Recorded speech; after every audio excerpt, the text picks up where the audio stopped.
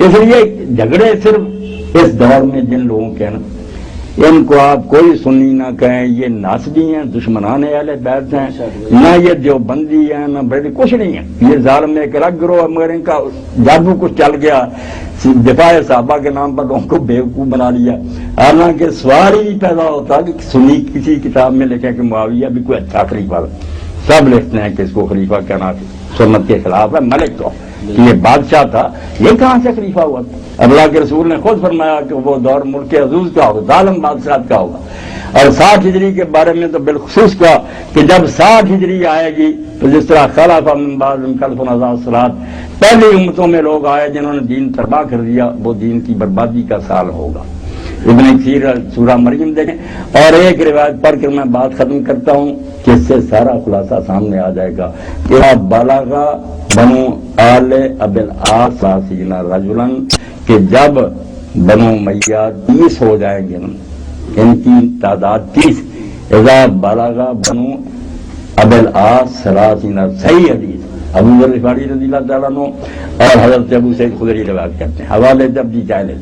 کہ جب یہ 30 ہو جائیں گے نا، کیا کریں گے پھر؟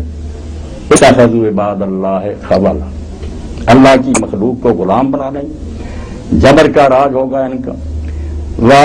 مال اللہ دوبارہ، اور بیت المال جو ہے امت کی امانت، اس کو یہ لوٹ کا مال بنا دیں گے، کھا جائیں گے، ہڑپ کر جائیں گے،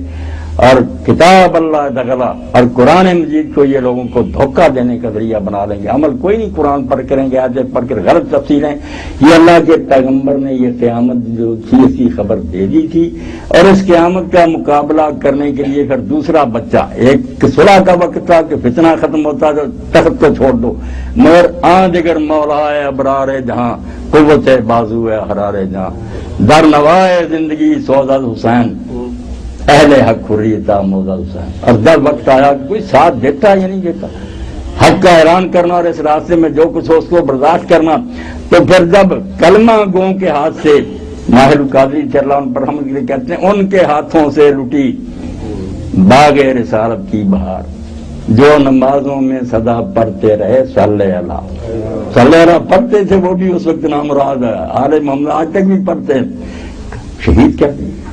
کوئی دوسرا کرتا، چلو ہندوؤں سکھوں کے ہاتھوں سے مسلمان مرتے تھے، کوئی دکھ نہیں تھا، ان کے ہاتھوں سے لوٹی باغ رسالت کی بہار، جو نمازوں میں صدا پڑھتے رہے صلی اللہ۔ اور پھر اسی پر بات ختم کرتے ہیں، وہ قیامت کانپ اٹھے ارض و سما، دشت و جبل تھرا اٹھے، خاک پر جس وقت تڑپا فاطمہ کا